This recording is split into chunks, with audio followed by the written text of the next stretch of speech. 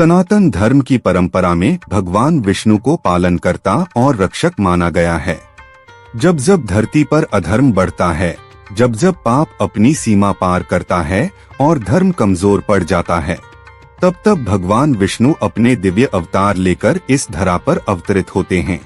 उनके अवतार सदा इस सत्य का प्रमाण हैं कि धर्म और सत्य की रक्षा भगवान स्वयं करते हैं। आइए सुनते हैं भगवान विष्णु के दशावतार की दिव्य कथा। पहला अवतार है मत्स्य अवतार। मछली का रूप। प्रलय आने वाला था और सब कुछ जल में डूबने वाला था। उसी समय राजा मनु तप कर रहे थे। उनके पास एक छोटी सी मछली आई और बोली, मुझे बचाइए।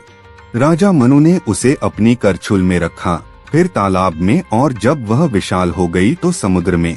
तब मछली ने अपना दिव्य रूप दिखाया। वह स्वयं भगवान विष्णु थे। भगवान ने मनु से कहा, एक विशाल नौका बनाइए और उसमें सभी प्रजातियों के जीव, वनस्पतियां और वेद रख दीजिए। जब प्रलय आया, भगवान ने मत्स्य रूप धारण करके उस नौका को सुरक्षित स्थान तक पहुंचाया। यह हमें सिखाता है कि जब संसार संकट में होता है, तब भगवान स्वयं धर्म की रक्षा करते हैं। दूसरा अवतार था कूर्म। कछुए का रूप। देव और असुर दोनों ही अमृत पाना चाहते थे। इसके लिए उन्होंने क्षीर सागर का मंथन शुरू किया। मंदराचल पर्वत को मथनी बनाया गया और वासुकी नाग को रस्सी, लेकिन पर्वत डूबने लगा। तब भगवान विष्णु कूर्म रूप में प्रकट हुए और अपनी पीठ पर पर्वत को थाम लिया। मंथन चलता रहा और उससे 14 रत्न प्रकट हुए, जिनमें लक्ष्मी जी, कौस्तुभ मणि, ऐरावत और अमृत कलश भी शामिल थे। यह अवतार बताता है कि धैर्य और सहयोग से ही महान कार्य पूरे होते हैं।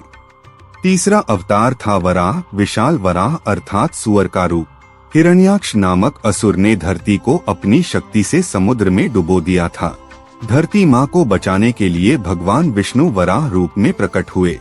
उन्होंने अपने विशाल दांतों पर पृथ्वी को उठाया और उसे उसके स्थान पर स्थापित किया। इसी युद्ध में उन्होंने हिरण्याक्ष का वध भी किया।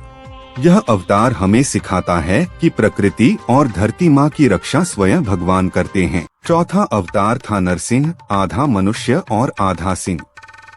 हिरण्यकशिपु नामक असुर अहंकार और अत्याचार से भरा हुआ था। उसने अपने पुत्र प्रहलाद को भी भगवान की भक्ति करने पर सताया। जब उसने अपने पुत्र को मारने का प्रयास किया, तब भगवान विष्णु नरसिंह रूप में प्रकट हुए। न दिन था न रात, न अंदर था न बाहर, एक द्वार पर उन्होंने हिरण्यकशिपु को अपनी जांघ पर बिठाकर चीर डाला। प्रहलाद बच गया और सत्य की विजय हुई। यह अवतार दिखाता है कि सच्चे भक्त की रक्षा भगवान अवश्य करते हैं। पांचवा अवतार था वामन। एक छोटे ब्राह्मण का रूप। राजा बलि अपने दान और बल के लिए प्रसिद्ध थे। उन्होंने देवताओं को भी हरा दिया था। भगवान विष्णु वामन बनकर उनके दरबार में पहुँचे और बोले, मुझे केवल 3 पग भूमि चाहिए। राजा बलि ने सहर्ष दान दे दिया। वामन ने अपना विराट रूप धारण कर लिया। एक पग से धरती, दूसरे पग से स्वर्ग नाप लिया। तीसरे पग के लिए बलि ने अपना सिर अर्पित कर दिया। भगवान ने उन्हें पाताल लोक का राज दिया और उनकी भक्ति से प्रसन्न हुए। यह कथा सिखाती है कि विनम्रता ही वास्तविक धन है, घमंड का अंत निश्चित है। छठा अवतार था परशुराम। एक ब्राह्मण जिनके हाथ में परशु अर्थात कुठार था। जब क्षत्रिय राजा अत्याचारी बन गए और प्रजा को सताने लगे, तब भगवान विष्णु परशुराम रूप में अवतरित हुए। उन्होंने अत्याचारियों को दंड दिया और धर्म की पुनः स्थापना की। परशुराम सदैव शक्ति और न्याय के प्रतीक रहे।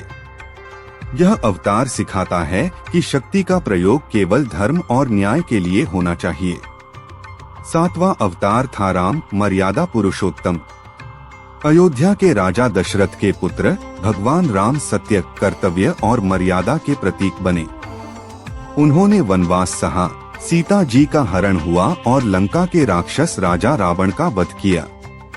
उनका जीवन रामायण में वर्णित है, जो प्रेम, त्याग और मर्यादा का अद्वितीय उदाहरण है। यह अवतार सिखाता है कि सत्य और मर्यादा पर चलने वाला व्यक्ति सदैव विजयी होता है। 8वां अवतार था कृष्ण, प्रेम और भक्ति के प्रतीक। बाल्यकाल में उन्होंने अनेक लीलाएं की, कालिय नाग का सहार, गोवर्धन पर्वत उठाना और बांसुरी की मधुर धुन से सभी का मन मोह लेना। महाभारत के युद्ध में उन्होंने अर्जुन को गीता का दिव्य ज्ञान दिया, कर्म करो, फल की चिंता मत करो। उनका जीवन धर्म, प्रेम और भक्ति का संगम है। कृष्ण हमें प्रेरणा देते हैं कि प्रेम और सत्य के मार्ग पर चलना ही सच्ची भक्ति है। 9वां अवतार था बुद्ध। राजकुमार सिद्धार्थ ने राज्य त्याग कर तपस्या की और ज्ञान प्राप्त किया। उन्होंने संसार को अहिंसा, दया और करुणा का संदेश दिया। उनका मार्ग शांति और मैत्री का मार्ग था।